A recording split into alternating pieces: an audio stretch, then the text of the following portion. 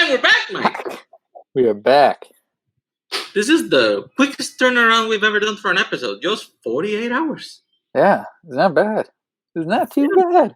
We're getting Get better. we can get used to this. One thing, though, people should watch more of my cartoon-based episodes. I mean, one view for Thundercats. Come on. That's not even fair. It's a great episode. If you find it, you will laugh, enjoy it. We didn't rank shit, so that's always good. So, for this episode, what do you think? I was looking through some of them letterbox reviews, and I decided we should do something with this. Maybe not like one of them hot takes, like most people do hot takes. Yeah. Nah. Then I thought maybe something cold takes. The other, nah, that didn't sound right either. So I'm going straight down the middle. Warm takes. Those takes that are like, yeah, I kind of can see it, but So, for an episode like that, we needed a very warm take type of guest. So we brought in Mr. Jeff Goldblum. I'm the embodiment of I kind of get it, but that is, I think that's just what people, when they just meet me, they're like, I kind of get it, but really? Yeah. I mean, the thing with this is like some of these movies are just weird picks, honestly, to be like considered. Oh wait, I didn't put the banner. Boom. Yes. Warm takes. And we got both. Before we get started, I do have one question. Yes. What is a Thundercat, and is it like a Jellicle cat? No. No. Cause Thundercats do and Thundercats don't. that kind of threw me, to be honest. I'm sorry. That's just one. Jesus Christ, no! Okay. So, the format for this is just going to be, it's going to be a little on the quick side, not necessarily. You can take as long as you want. First, I'm just going to put one movie that I found from your letterbox. And then Mike will say what he thinks of it. I'll say something quick, and then you can kind of elaborate a bit. I'm not going to say justify because it's just fucking rated, but elaborate, let's say. So, everybody ready? Yes. Also, if technology hates me again today, remember, StreamYard keeps recording even if I die. So we'll keep it going. First movie that I felt like Scream 3, 1.5 stars. Yeah. Now, it's not the greatest Scream by any means, but it's still a good fucking movie. It's still very fun. It has great kills. Like, it wraps it up pretty nicely before they moved on years later to the fourth one. It wrapped up the trilogy pretty nicely. So I think actually maybe the lesser of the four, but still 1.5 is rough, my man. What happened? You know, I was doing a Scream marathon, and I was just coming off of Scream 1 and then watching Scream 2 for the first time, which I enjoyed more than I thought I would.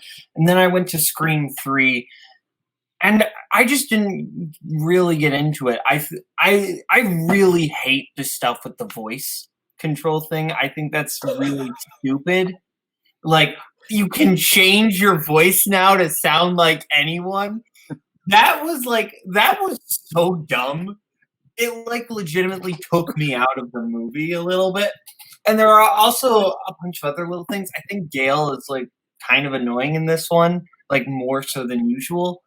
And I do think there are good things about this movie. Those two good things being Parker Posey and Patrick Warburton. I thought you were going to say Jay and Silent Bob. But okay. Yeah. That's fair. That's another thing. I feel like this movie is a little too silly. It's not... the first Scream is, it's meta, but it's grounded. So is the second one. Both those movies are, grounded. They make references to other horror movies and tropes and stuff, but they still feel realistic. This one felt a little too cartoony for me. And like I feel like that's kind of the tone, but it kind of took me out of the movie because of it feels more cartoony than the first two. I honestly kept expecting the second killer, and I was very disappointed. So, let's move on. How about this one? Jurassic World. 2 stars. I know it's killing me. Now, okay. I like knowing that the park is finally fucking open. I love it. It's dinosaurs. I love it.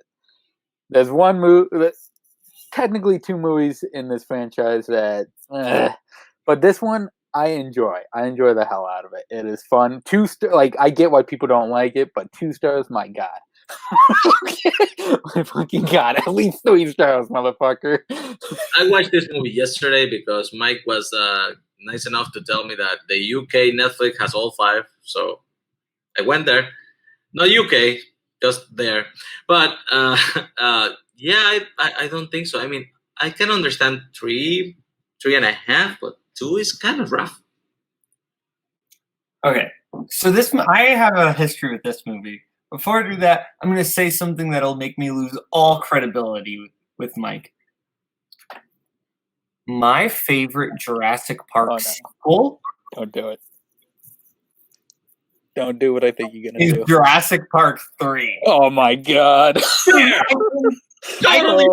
fucking shit. That movie was 2.5 out of 5 for me. It's Totally still not great, but that's the one I enjoyed the most out of all of them.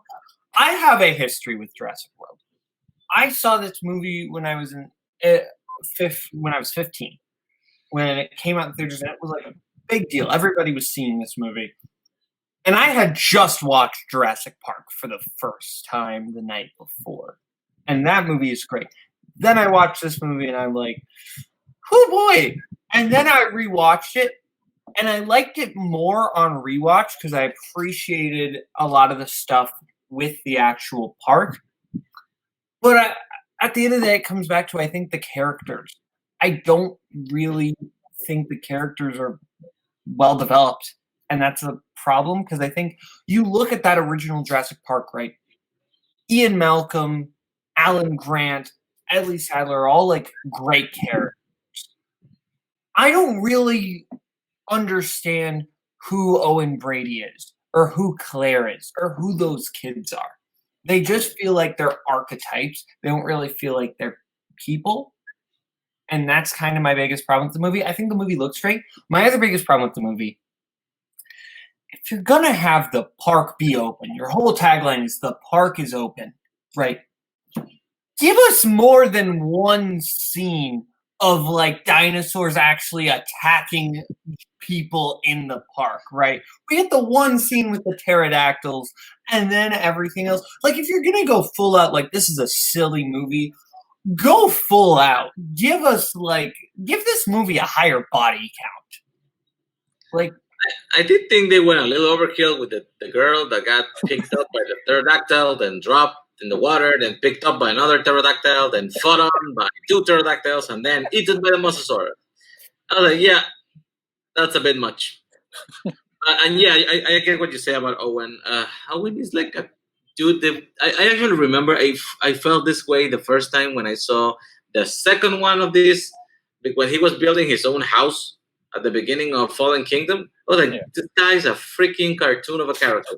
But then they show in this one that he's living like in a shack in the middle of the woods in the island. I was like, dude, he was always a cartoon character.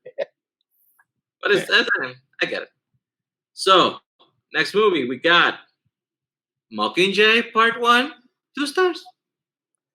Okay, I agree with this one. I agree with the 2 stars on this. I think that all the Hunger Game ones should be at least 3 stars because I think they work overall. I don't find anyone to actually go like in a hold and die, but definitely this was I feel it was the most unnecessary split of a movie into 2 movies ever. Yeah. So I kind of got it. Yeah. No, I think this is another one that like I had this lower, and then I rewatched it. Like, I would have told you this was like a 1.5-star movie. And on rewatch, I appreciated more stuff with Julianne Moore and Philip Seymour Hoffman. But I really don't like a lot of this movie. I think this movie is just kind of a lot of it's filler. Like this feels like padding the runtime. This could have been shrunk down into the first 20 minutes of Mockingjay Part 2. Yeah. That's a pretty warm take on your part. So yeah. Next one. Lost World. Oh my god. Jurassic Park. Okay.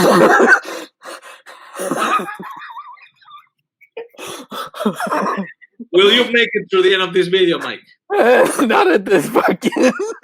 Now if we can continue down this goddamn road. Jesus Christ, man.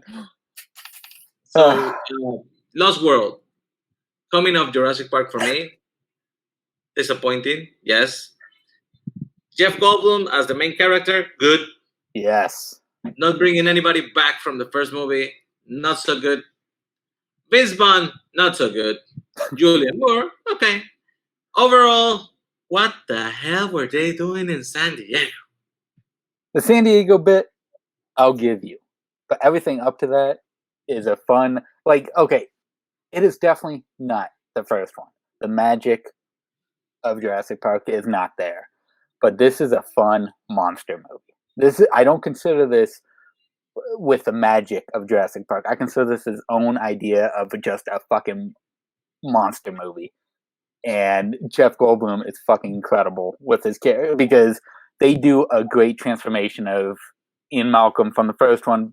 Still not liking the park idea, but he's still halfway there with it. In this one, he's totally against anything of that. He does not want to fucking be there, but he has to be there, and it just gets worse for him every time he shows up. I love this movie to death, which you'll soon see on something that may be coming out. But Jurassic Park 3 over this one is fucking insanity. Sam Neill is completely different, like 1,000%. It's not even Sam Neill's character anymore. It's not Alan Grant anymore. It's just a dude just named Sam Neill showing up. We have there, Mike. Relax. Let the man speak. This movie would be better if William H. Macy was in it. That's probably the main reason I like Jurassic Park 3 more is William H. Macy. Okay, I can understand that. Like there were circumstances under which I watched this movie, and honestly, Mike, it's your fault. Because no, it's legitimately your fault. Because the first time I watched this movie was the night before the iconic "What does the Triceratops look like now?" That was the first time I watched this movie, and I did not really want to watch it at that point, but I was like, I better watch it for setting purposes. If we spin Jurassic Park, I don't want to say something stupid like Triceratops. I didn't think to look up what the names of the dinosaurs were, and also that is the first thing you look up, man. What?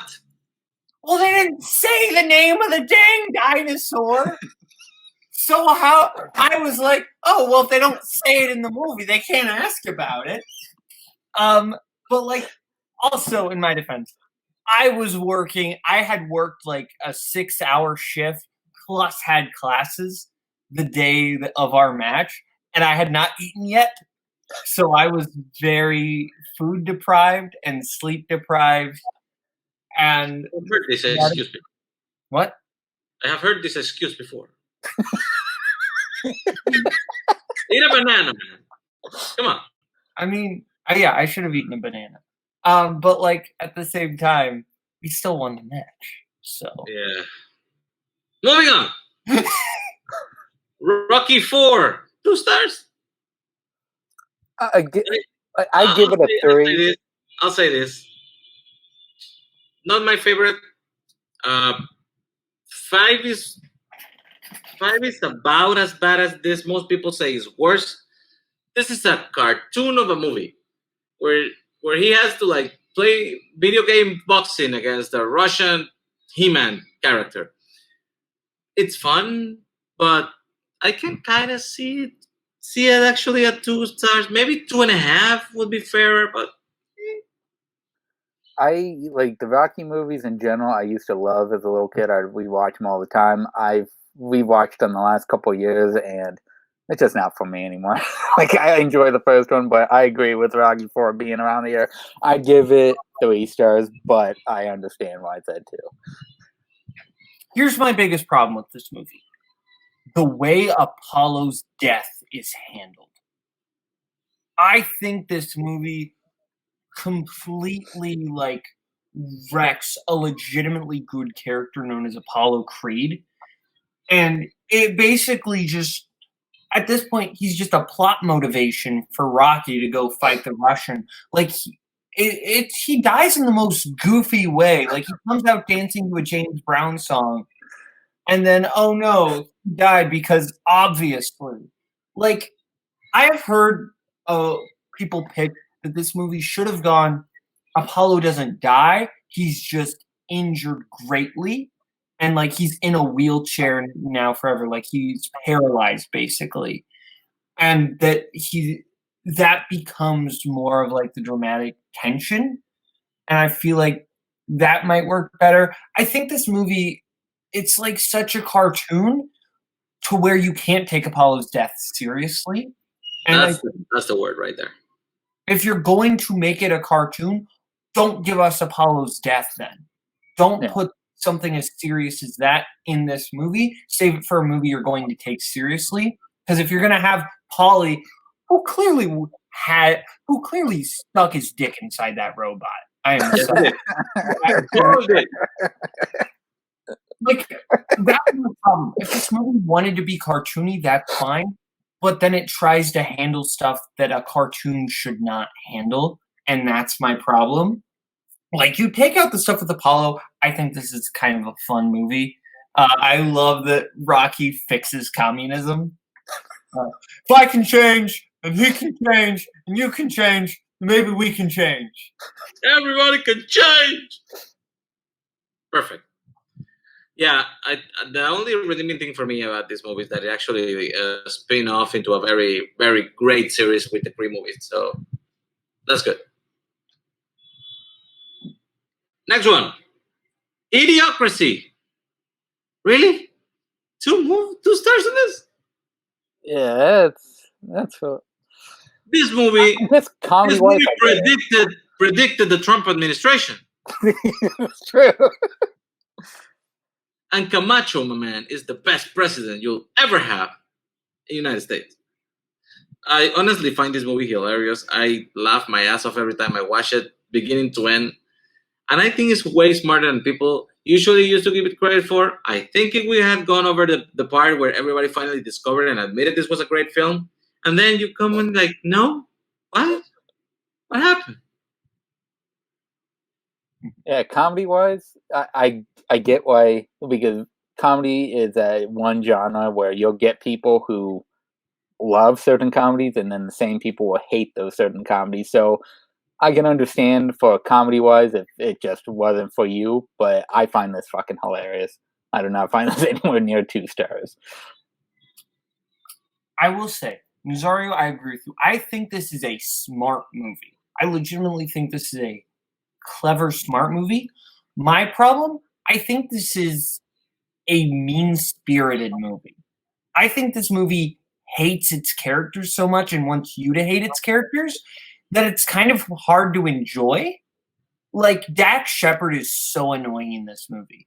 He's like the biggest reason why I despise this movie is I think he is so annoying. Like, I get what this movie is trying to say, but ultimately, I think this movie hates its character so much, and then it wants you not to hate him at like the last 20 minutes. But like at this point, you've kind of given me no reason but to think everyone is terrible, and now you want me to not think everyone is terrible, and that's kind of my problem. I think there are good things in this movie. That's why it's 2 stars and not lower, because I think Terry Crews as Camacho, super fun. He is like the big saving grace of this movie. And I think there's still good stuff. I think the opening is really fun with like the one couple who is like very smart but doesn't have any kids, and the other one who just keeps fucking. Like, I think that's super fun. They saved his penis 20 more children. Yeah. But I think this movie, it had good ideas, but I think it was just, it was not well executed, in my opinion. Don't agree with that one. But, it's not really hot take. Air Force One, 2 stars. I'm going to leave this one for Mike. Like, I get it. I do, because like 90, especially 90 style action movies are hit and miss with a lot of people. I absolutely love this fucking movie. It's a great goddamn action movie. Harrison Ford is brilliant in this, but I understand why people just aren't into it. So I kind of get where you're coming from. I would say, at least, again, put it at 3 stars, goddamn it. But okay, 2 stars. I'll leave it. This is not my type of movie at all. And I think it's also like, it's very derivative of Die Hard, which like a lot of action movies in the 90s were derivative of Die Hard. I'm not saying like that's necessarily a negative, but I'm saying that ultimately, if you're going to be derivative of something else, you have to give enough new, interesting stuff. I don't really think this movie brings anything that new or interesting to the table. I think Harrison Ford is like fine in this movie. I love the get off my plane moment. Like, there's a reason that's iconic. And Gary Oldman's good, but like, I don't think this makes top 10 Gary Oldman movie villains. Maybe 10, but like, it's not my type of movie. I think that's the big thing at the end of the day. This is just not my movie. I'm with Mike on this one. I get it, but give it 3 stars, man. Glenn Close is pretty great. Okay. Glenn Close is good. I'll give you that. Cool Runnings, 2 stars. Dude, it's Jamaicans with a bobsled. They have all the "it's too cold" jokes. I get it. Doggy Dog. I get it. Still, though, touches you in the heart. Come on. 100% with Nazaria. It touches with the heart. I don't know how somebody could not at least enjoy this movie. Would Jamaica have a bobsled team? Come on. Here's why I will get into why I don't like it. Here's why I think you guys really enjoy it. John Candy, yes. Oh, look at the personalities of the 4 Jamaicans. You've got the leader. You've got the more nerdy one. You've got the wild card, the party dude, if you will. And then you've got the one who's cool but rude. It's the Ninja Turtles! They are literally... He cracked the code! Why? Like, I think that's part of the reason why you both really love that movie. John Candy Splinter! I really like John Candy in this. I find Dougie Doug incredibly annoying in this one. And that's kind of the big problem. I think it's a very silly movie. And I think if you're going to do a true story sports movie where you're kind of supposed to be invested, again, I think it's kind of that thing where I don't mind if a movie is going to be a cartoon, but then commit to being a cartoon. Don't try to kind of go halfway with it. Go full out cartoon. I'd rather you be an actual cartoon than be a cartoon, except for like these moments when we're actually going to take it seriously. So I assume you would not kiss the egg. Exactly what I was going to say. God damn it. You stole my line. Kiss Sanka's egg. Come on, move on. Mortal Kombat, 2 stars. Okay, I get it. I know it's a fucking bad movie, but I enjoy the fucking shit out of it. Every little comedic moment is funny as hell. Johnny Cage is fucking hilarious in this. I Johnny just love it. Cage kills Scorpion and leaves an autograph for him. Yeah. He punches Goro in the fucking ball. Definitely a 2.5-star and movie, kicks at him in least. the fucking face for breaking his glasses. This was probably my favorite video game movie for like at least 15 to 20 years. Definitely. Yes, it's bad. I know it's bad. But if it's fun while it's being bad, then it's not really that bad. He didn't want to take his luggage, all right? I have a question. Have you both played the video game? Yes. I've never played a single Mortal Kombat game. Okay, fair. That this is a movie that if you are not excited for it going in, like you are not, oh, I want to see these characters I know and love from the video game on the big screen, this is a movie that is kind of impossible to enjoy if you haven't played the games, I think, anyway. Yeah. So that's probably the problem for me.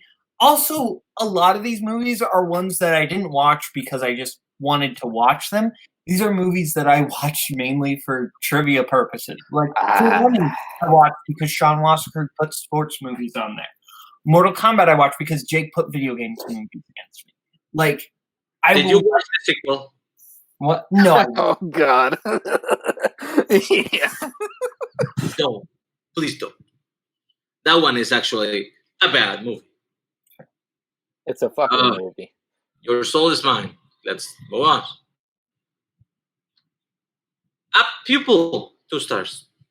I mean, I know we don't like Bryan Singer, but this movie's pretty good. Yeah, I enjoy this movie. So 2 stars. Yeah, damn. I mean, I wouldn't go like 4-star movie, but I mean, 3-star movie. Yeah. I'm going to tell you guys, this would have been a 1-star movie for me. But I legitimately despise just about everything about this movie, but Ian McKellen is giving a fantastic performance. Ian McKellen brings this movie up a full star because he is legitimately giving an incredible performance in a movie that I think is kind of awful. This is another one I watched for studying purposes because that's how Stephen King against me. I think we're starting to see what's happening here. There's a trend. There's a trend happening. There's a trend. You hate movies, goddamn. But I don't hate movies. I love the Brad Renfro disrespect. My Letterboxd skew is very to the positive side. Fair. I don't have a lot of 2.5-star ratings. Like, I'm not Kurt Palakowski. I do feel you're disrespecting Brad Renfro. His acting chops in this one. R.I.P. Brad Renfro, but he was pretty good. Acting chops or pork chops? Because I think he's pretty bad. Girl with the Dragon Tattoo. Okay, I agree with that because I don't really care for this version of Girl with the Dragon Tattoo.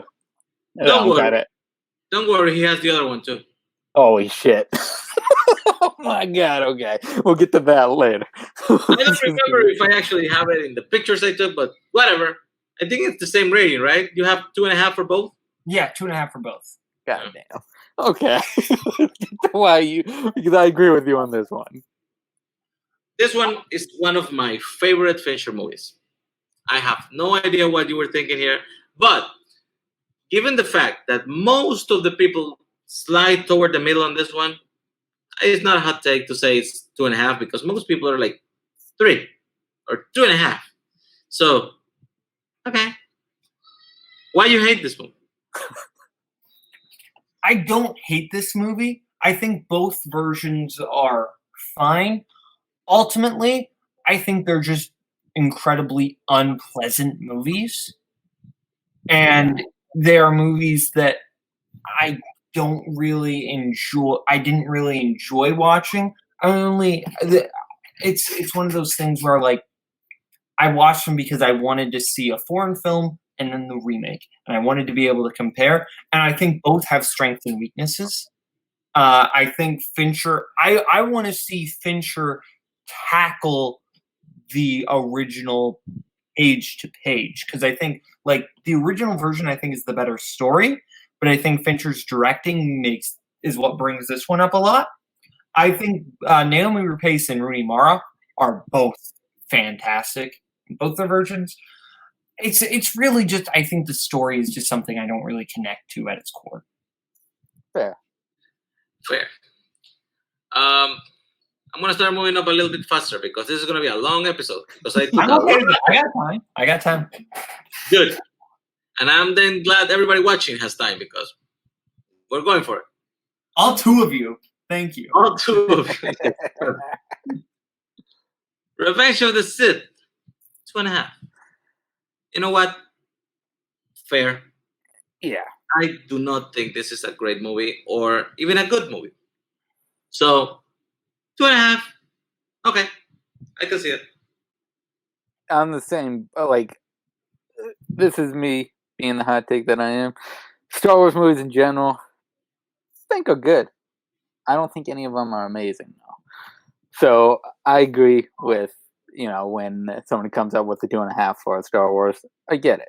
Like, I enjoy this one for the, the battle scenes, stuff like that. The ending of Anakin, I enjoy.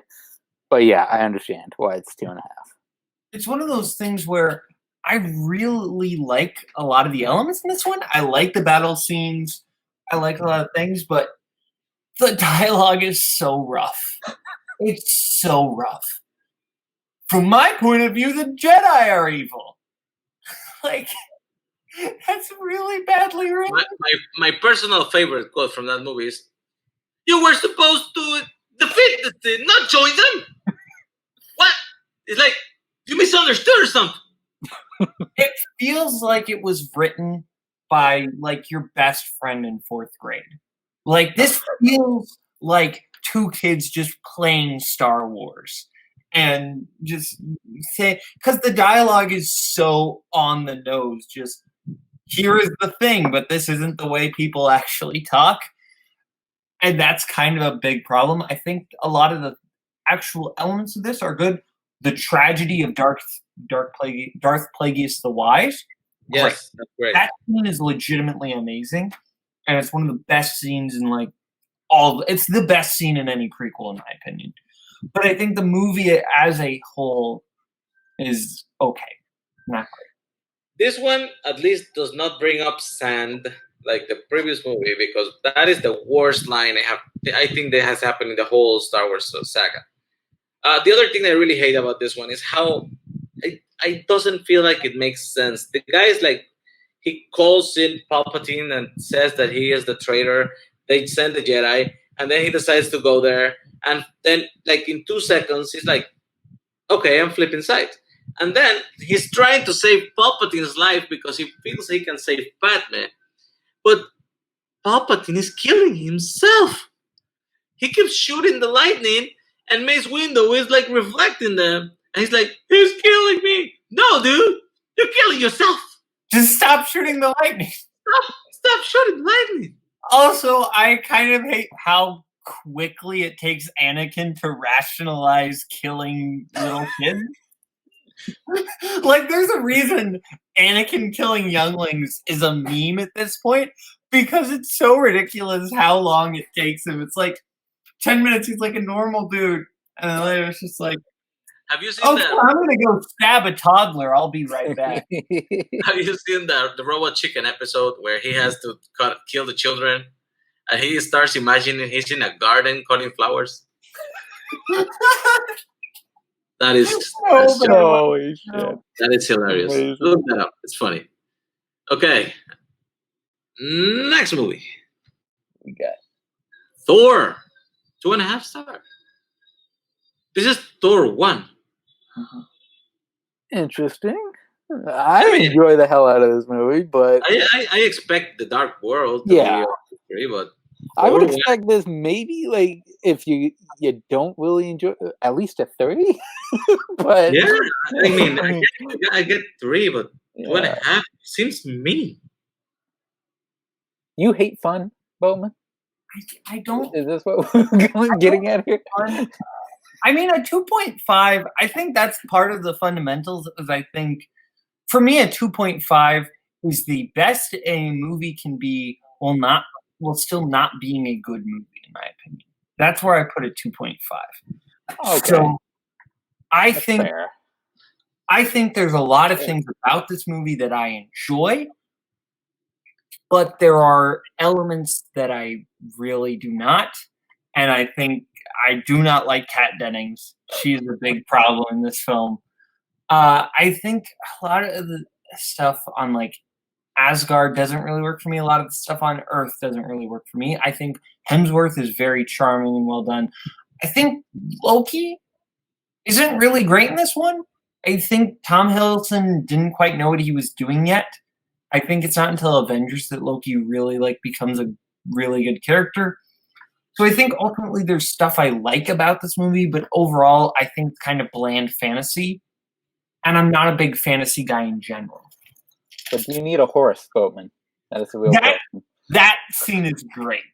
Also, this drink, I like it. Like, that's great.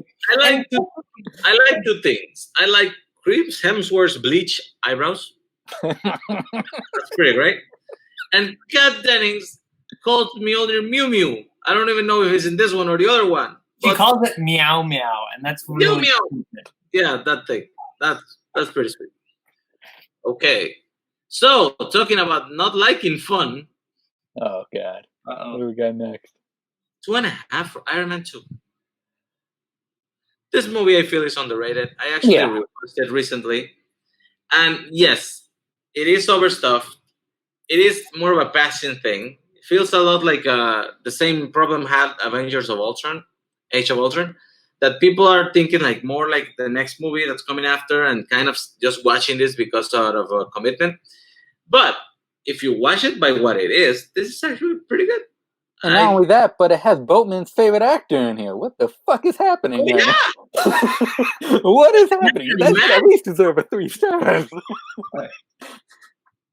So, everything with Justin Hammer, perfect.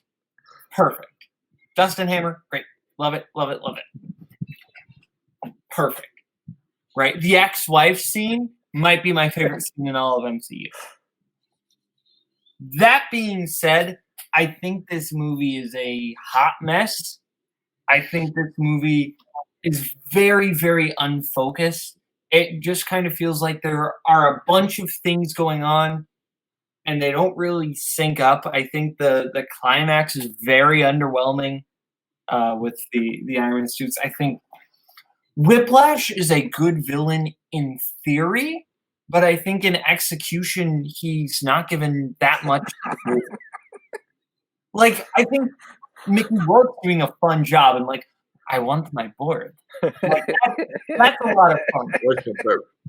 But I think ultimately the actual like story just feels so messy that I don't like. I still think that this is one that I come back to, and I still think it's a fun movie. But I can't call it a good movie. And that's where the crossroads lie.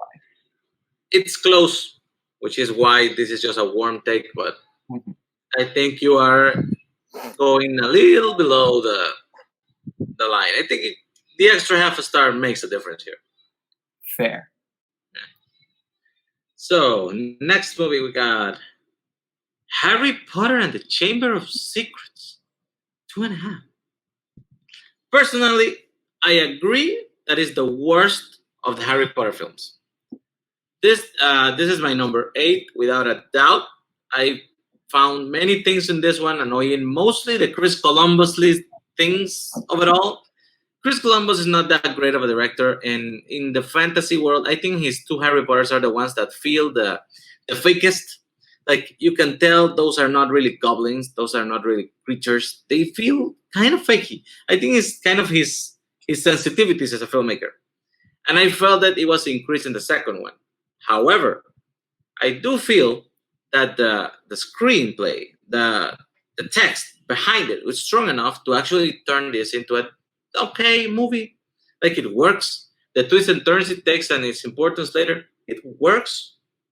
So it's a good movie, maybe.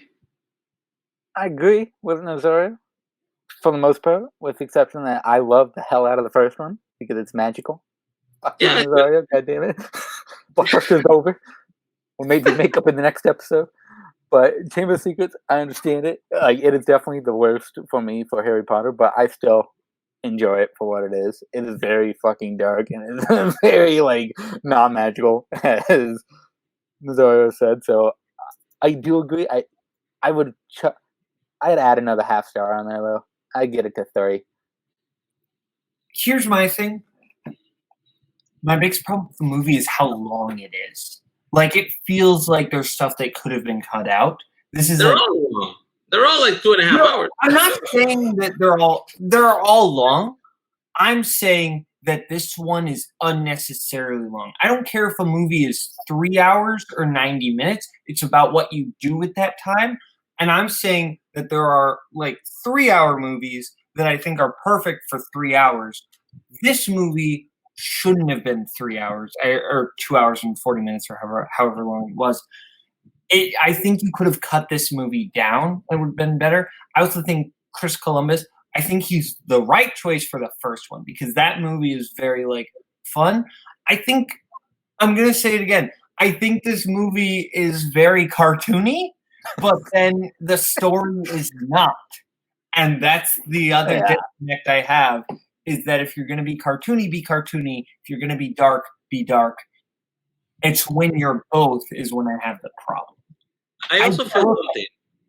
I would say Kenneth Branagh is amazing in this movie.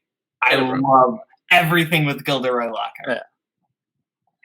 I'm going to say this, that I do think that there was a point during the evolution of the Harry Potter movies which each of the 3 main kids outgrew the things they were doing for their roles.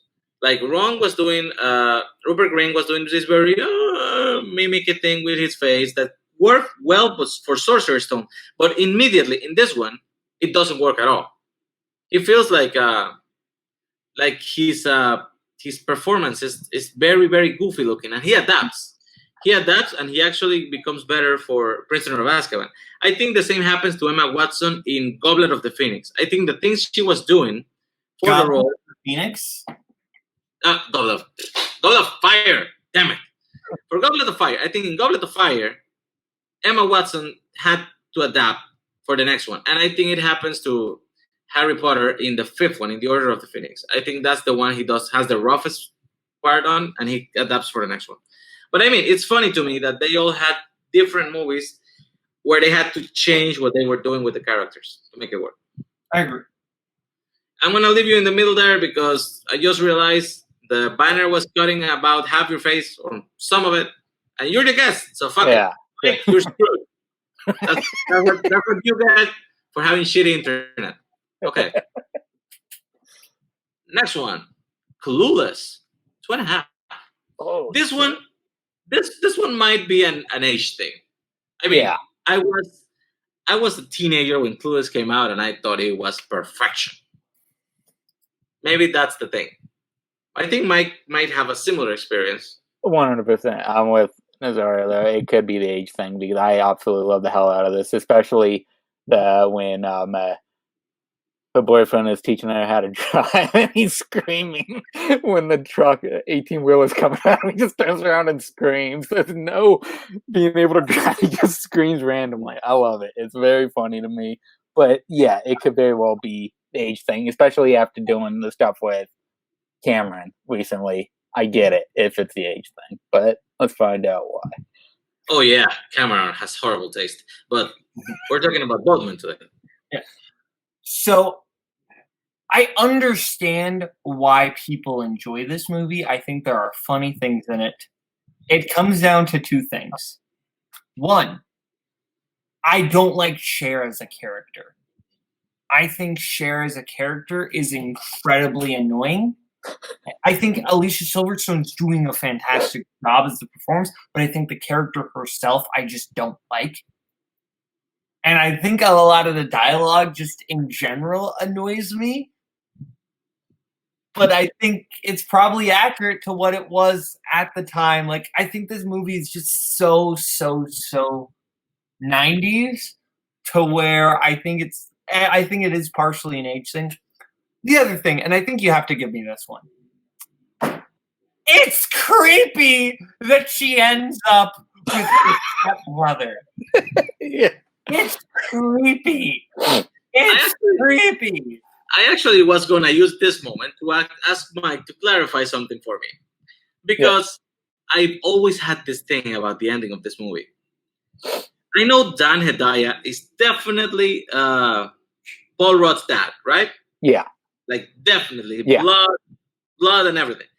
Is he Cher's dad? Yeah. Blood and everything. Like, I am almost like I'm pretty much 1,000% on that. Because if they're both, they're actually blood brothers then. No, so he's not Paul Rudd's dad.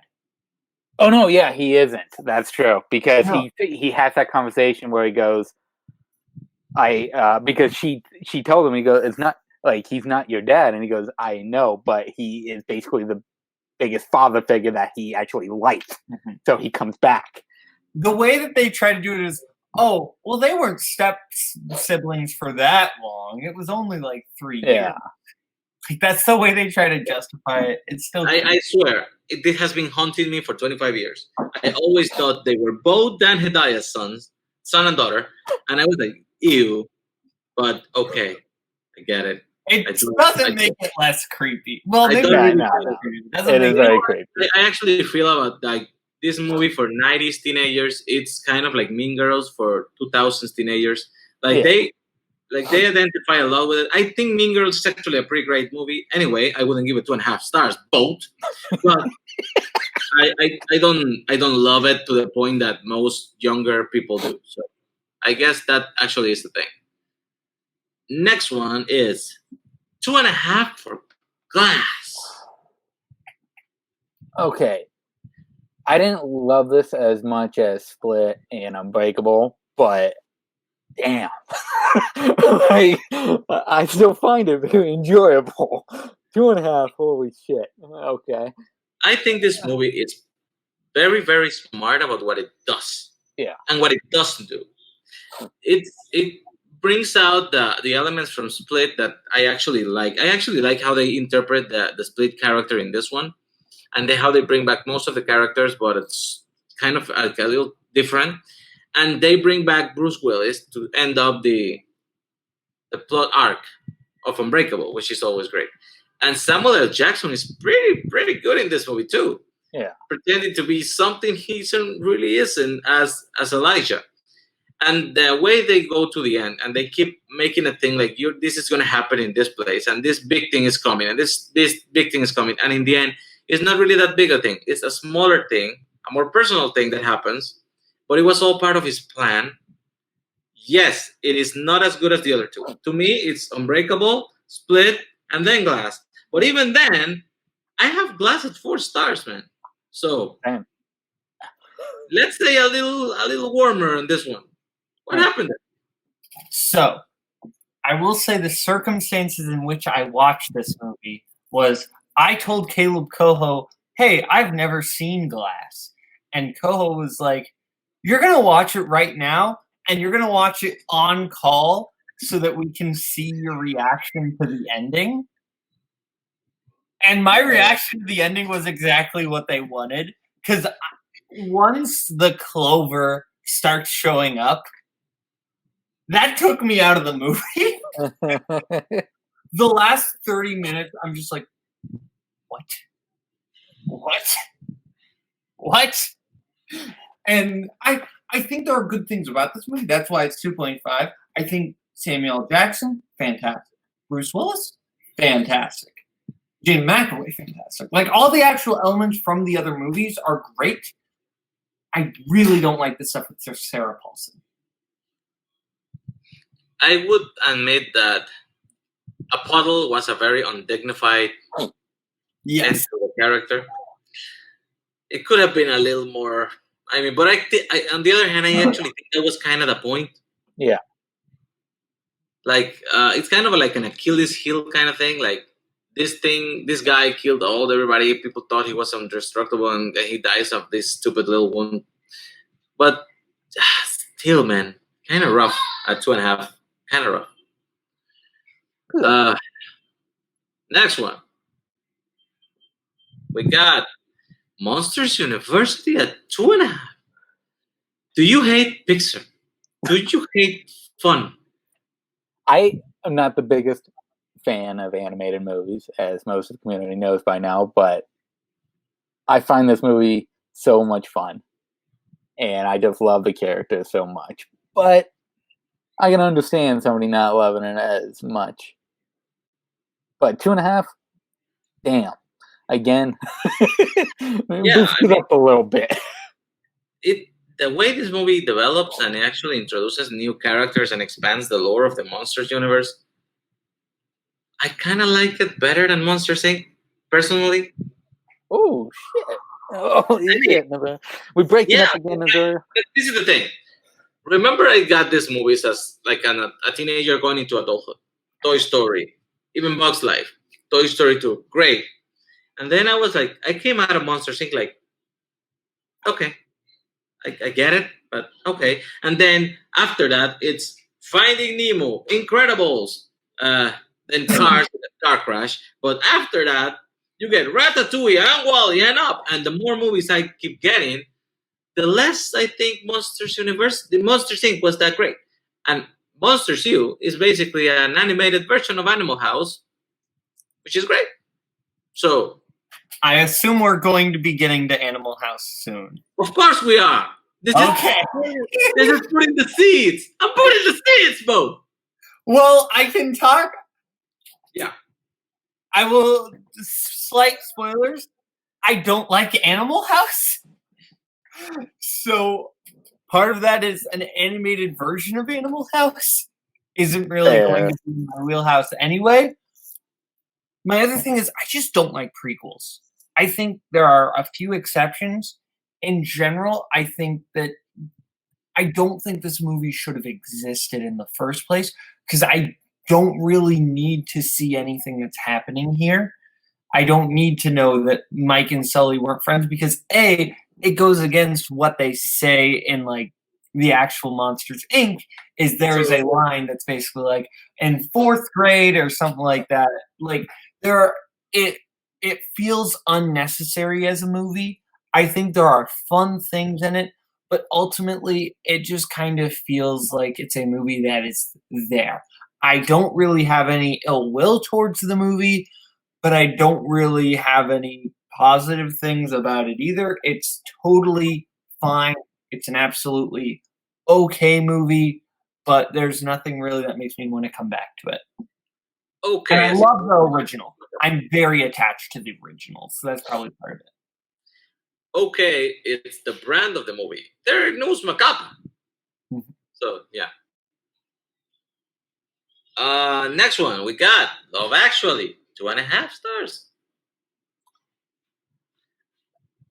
I mean, all right, I got it. This is one of my wife's favorite movies, so I have to talk a little lower here so she doesn't hear me. But I can see it.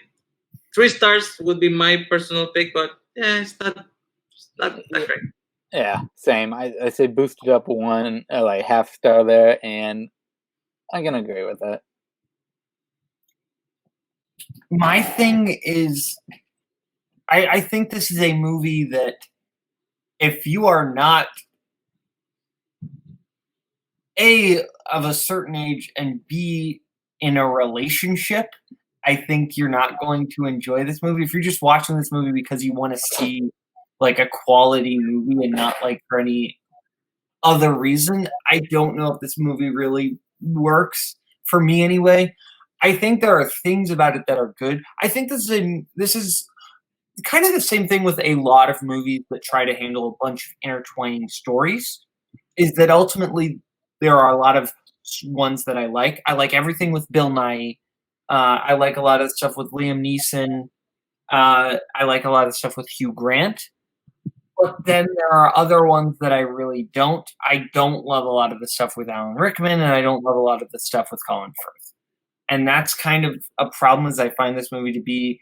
Oh, and I really hate the stuff with Keira Knightley and Andrew Lincoln. Yeah, Andrew Lincoln. I despise that entire storyline. The fact that that's the iconic moment from that movie is really rough.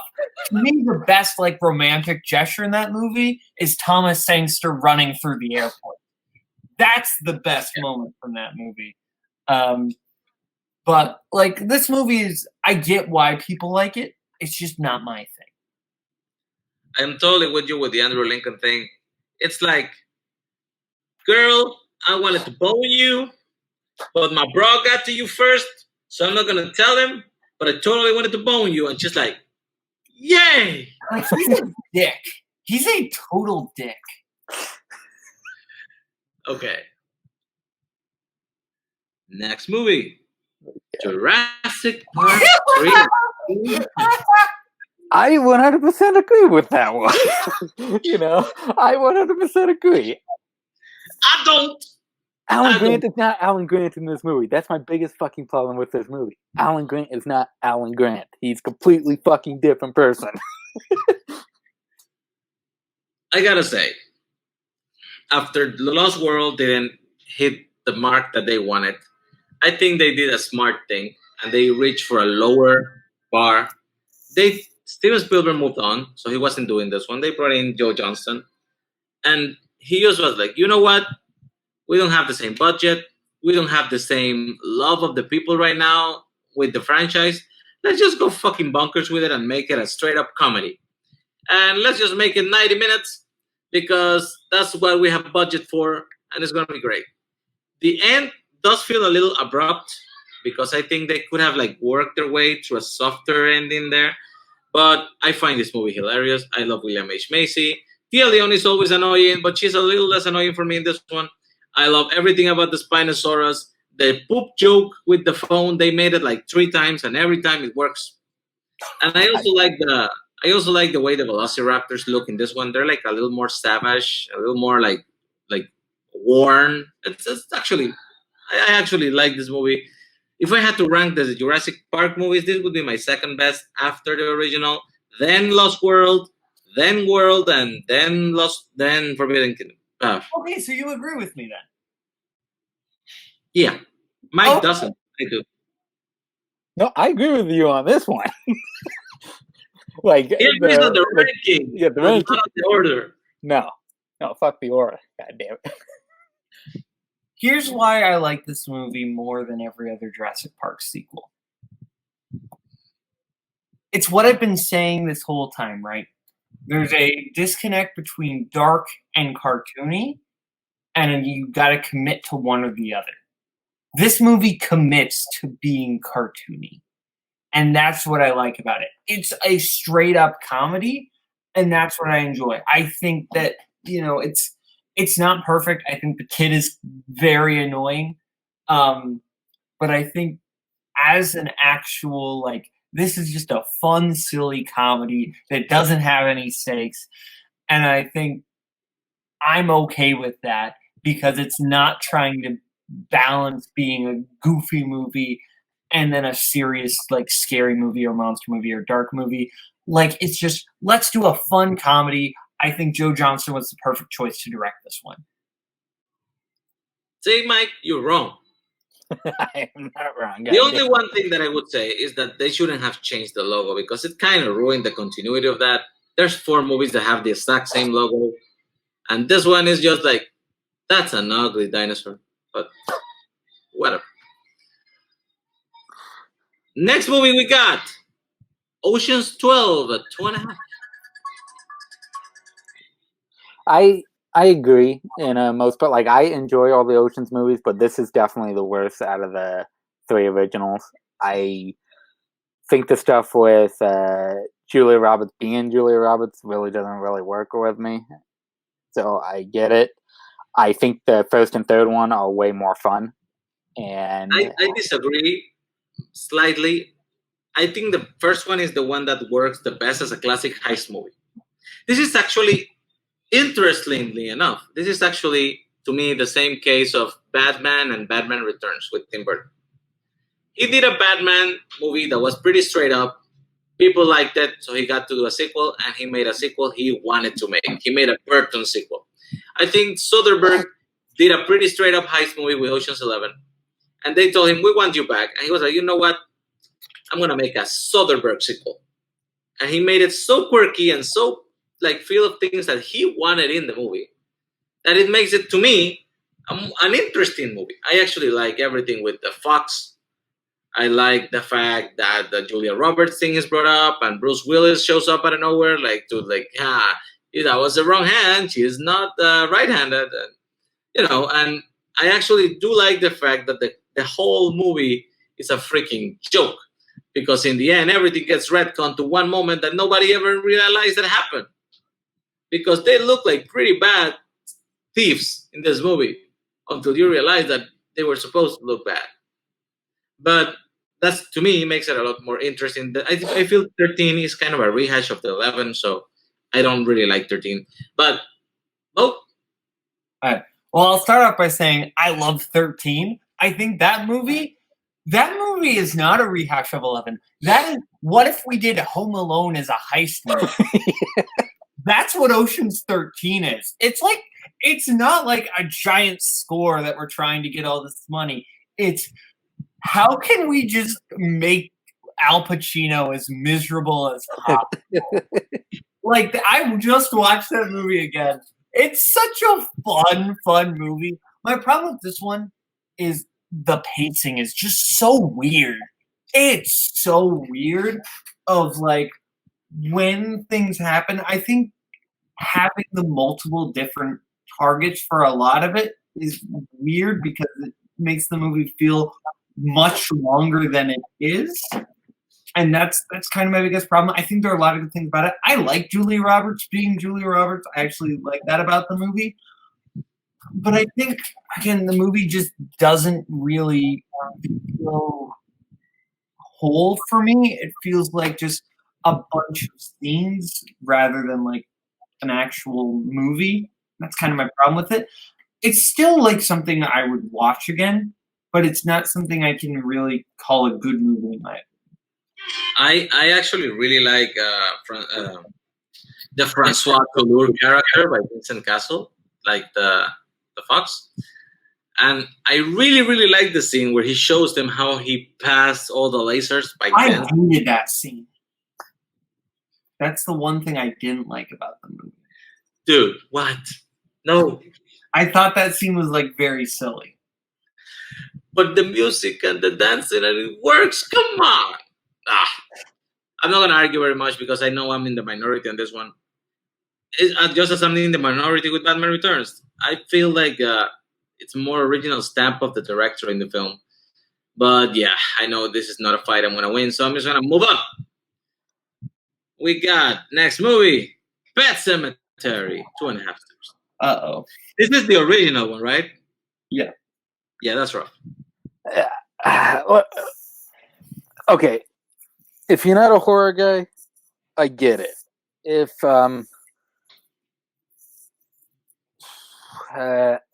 love this movie. Like, I love Gage. I think this is a great Stephen King adaptation. But yeah, if you're not a horror guy, I completely get it. If you're a horror guy and you hate this movie, then fuck. But I still think it's really rough for being 2.5 stars. God damn. Are you a horror guy, Bo? I'm not a huge horror guy. Okay, it's understandable. So that's probably part of it. I think it comes back to what I've been saying this whole time. Cartoony versus not cartoony. Cartoony. Nazario, are you saying there's nothing in this movie that's cartoony? The Gage at the end is cartoony, but that's what I love the hell out of it. Walking with a cane and a top hat. Then going up and stabs his dad isn't cartoony. That's my problem. Is I think again this movie doesn't know if it wants to be like a serious tent horror movie or like a silly, fun, like just gore fest. And it tries to do both, and that's where it doesn't work. One thing I do really like about this movie, though, Fred Gwynn as the neighbor. I think he's fucking incredible. Sometimes dead is better. I actually don't even think the reboot is that bad. But talking about cartoony, I think actually the sequel is more cartoony. Clancy Brown. Dude, Clancy Brown is the ultimate. the Like, sequel. let's just go fucking to 11. Let's do it I thought cartoon. John Lithgow was the old guy in the remake. John Lithgow was the old guy in the remake. Yeah. Wait. No, we're talking about the Pet Cemetery 2. Pet Cemetery 2. Oh, Pet Cemetery 2. Never mind. Sorry. Yeah. Have you seen that one? No, I have not. You want cartoony? That's the ultimate cartoon. I will say the other thing. Again, Adam Collins put Stephen King on the wheel against me. Let's do because of trivia. Okay. So, okay, moving on. After Pet Cemetery, we got Animal House at 2.5 stars. Okay. I like what we were talking about with Clueless. I think a lot of it is the age you're growing up in. There are a lot of, like, yeah, this is kind of like the Revenge of the Nerds type thing with a lot of shit that you go, holy fuck. I grew up watching this, so I love the hell out of it. Even I see the bad parts, I get the bad parts, but I still enjoy the hell out of it. I think John Belushi's fucking incredible in this. But I understand, especially your age, like growing up without this movie and all that other bad shit, I can understand the rating. Yeah. I didn't see this movie until I was 18 years old or 20 years old because, I mean, it just didn't. I saw it like late 90s, early 2000s. I found it hilarious. I can understand humor not being the same for everybody and actually perception of people and politically correctness and everything not being the same, but you're still going to be on double secret probation, Boatman. Yes.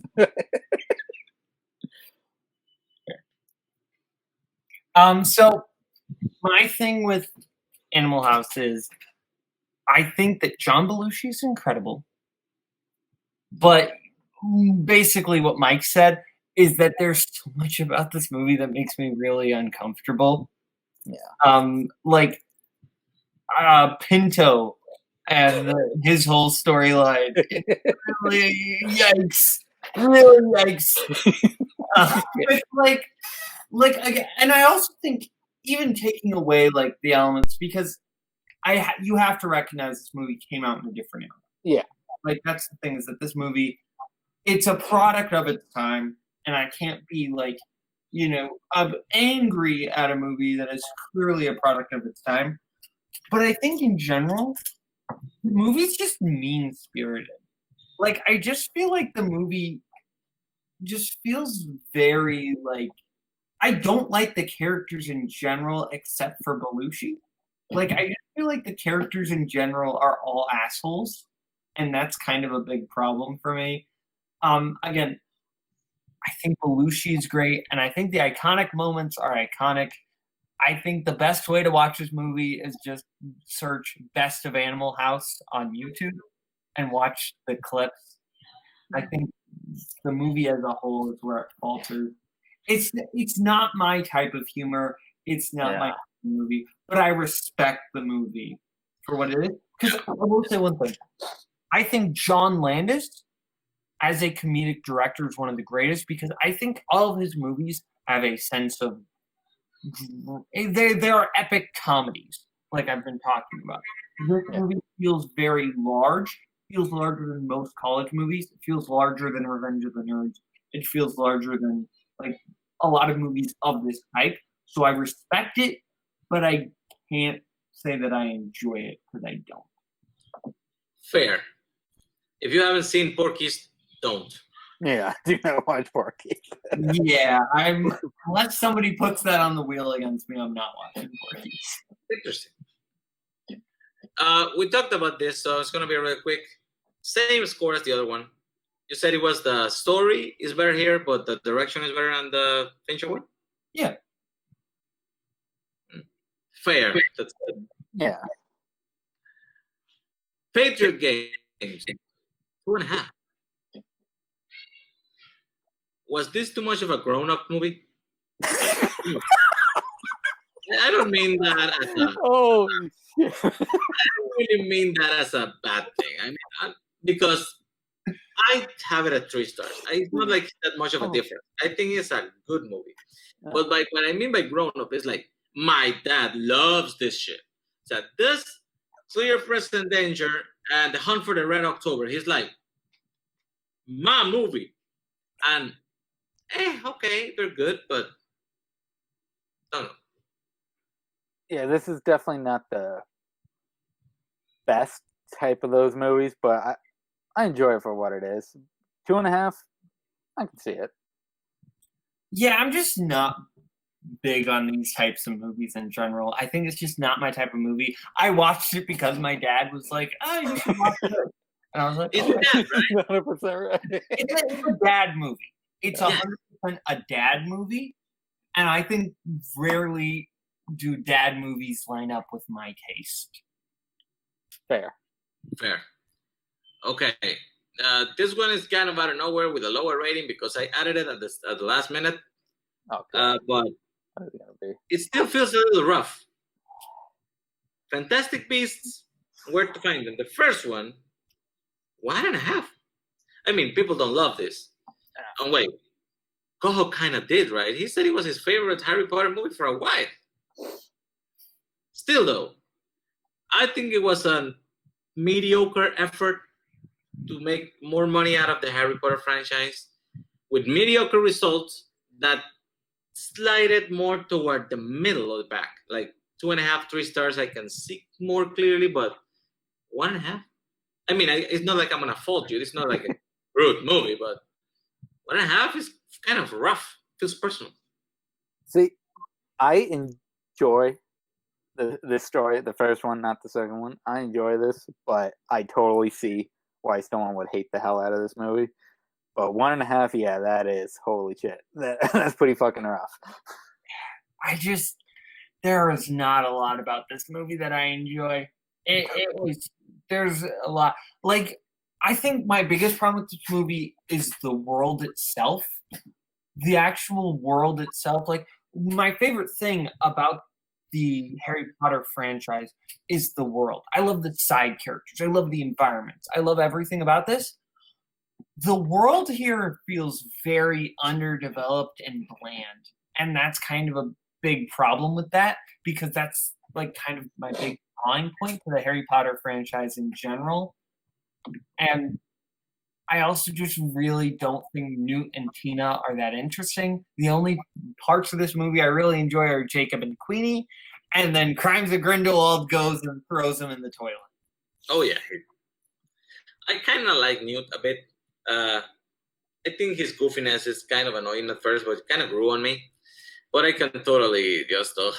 And yeah, J.K. Rowling is actually doing the screenplays for this herself, which makes it even worse. Because not only is it an inferior product than the Harry Potter movie was, apparently she has gone insane and hates trans people now. So I don't want to keep watching this. No, thank you.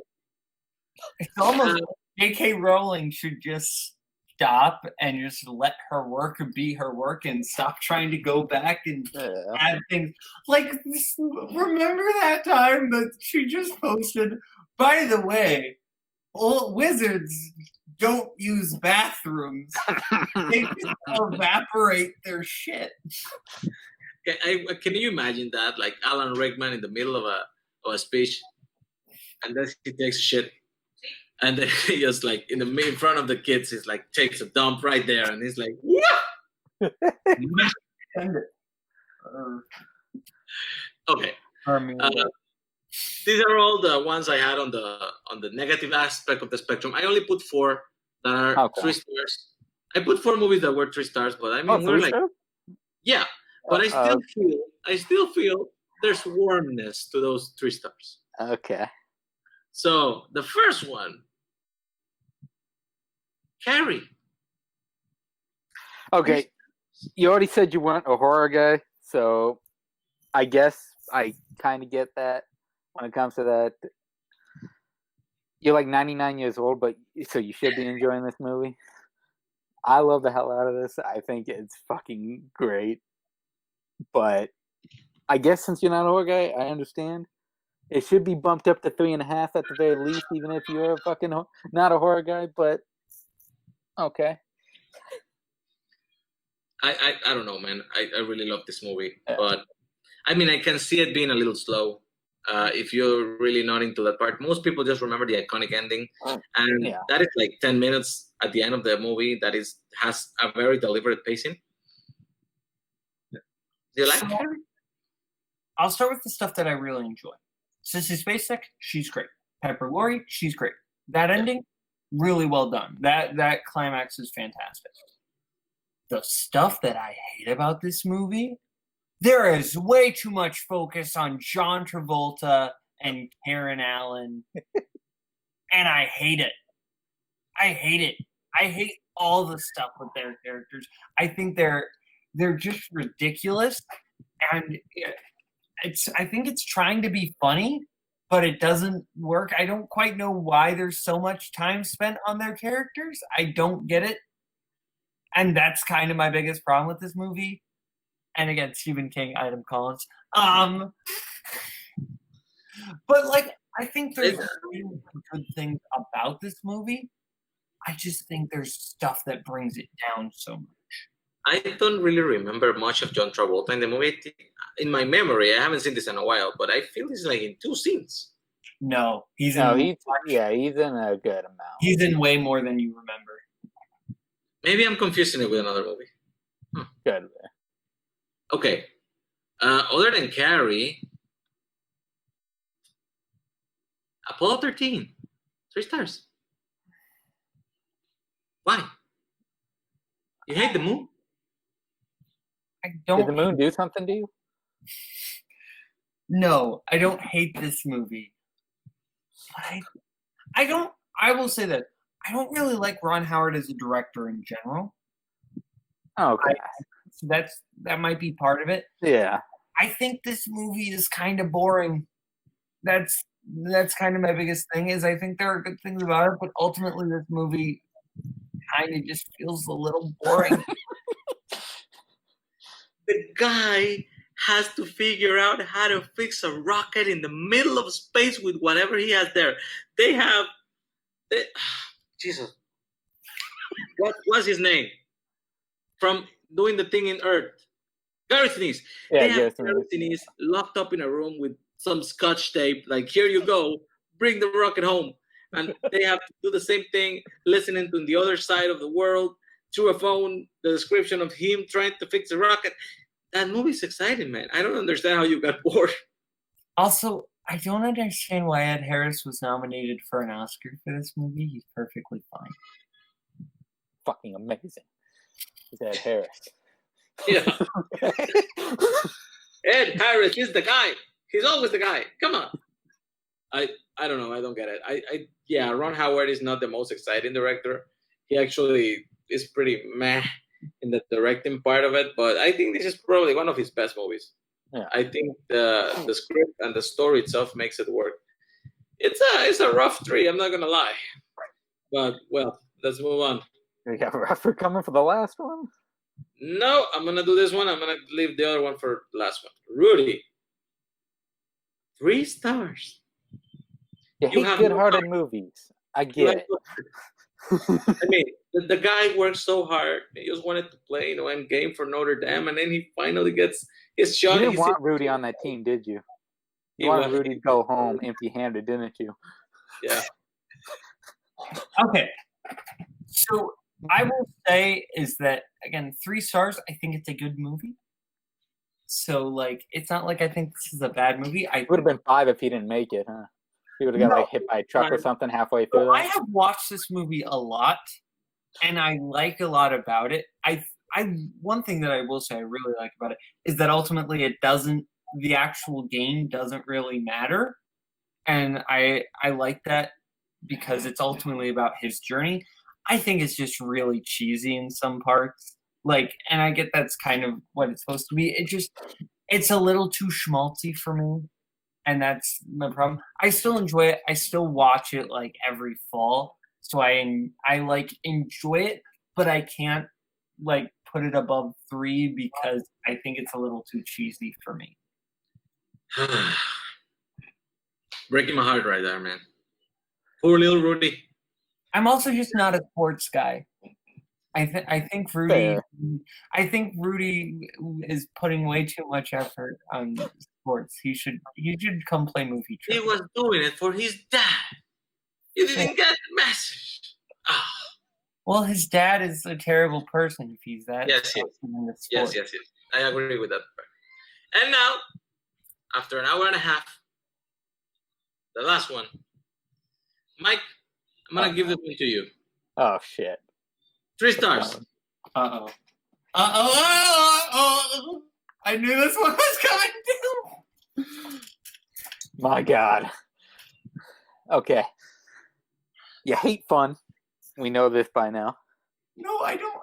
You hate comedy. And you hate Jay and Silent Bob. Ridiculous. Jesus Christ. This is like the ultimate fucking fun movie. The ultimate road trip fun movie. You hate it. My God. The unwritten book of the road. Come on. Dude, he definitely has something against Jay and Silent Bob. He didn't like him. You don't like Scream 3? He didn't like him on Scream. He just doesn't seem to like him. 3 stars feel like a cop-out to me. Were you one of the guys that typed up the messages that they couldn't kick your ass? Is that what happened? Did you get your ass kicked by Jay and Silent Bob? Is that why you got something against them? I say, I love Dogma. I love Chasing Amy. I love Clerks. I think Clerks 2 has problems, but I like it. I like this movie. I like it more than I don't. But I think it has... There are things about it that I do not like. But I think overall I respect it as a movie. But ultimately it's very much... It's almost not really a movie. It feels just like a bunch of like, oh, here's a bunch of Kevin Smith things from Kevin Smith. It's a very fan-servicey movie, which is why I like it more than ever, because I think it's a fun movie, but it doesn't really work as a movie to me, and also just some of the jokes don't really land for me personally, and I think in a comedy that's kind of where... What do you have against Pumpkin Escobar? What? Hey, kids, it's Mark Hamill that Boatman does not like. It should be... I don't know why you don't like Pumpkin Escobar, man. He was funny. I will say, Chris Rock as Shaka Luther King, amazing. Like, that's one of the best parts of this movie. And Jason Lee's a lot of fun, too. Cracker. Yeah. So, boy. Okay. The fact that you have to watch 4 movies just to get this one makes it a little, like, higher difficulty level, I guess, for people to actually really enjoy it. So I'm going to give you a pass on 3 stars because at least it wasn't 2.5. Yes. Yeah. You just better rewatch the movies and try it again. Okay. That's it for now, guys. It was 90 minutes of hilarious takes. Yes. Warm takes. Thanks to the band here. Wait, I'm going to fix this. Yeah. We're still very thankful we got the boat. Yes. And we actually had a lot of fun today. Yeah. No, this was a lot of fun. That's it, guys. We'd like to thank Little Boat for sticking up with us for so long today. Mike for his warm takes on his warm takes, which is pretty fun. If you made it to the end, thank you. I guess we might do this format again. I actually really liked it. So until next time.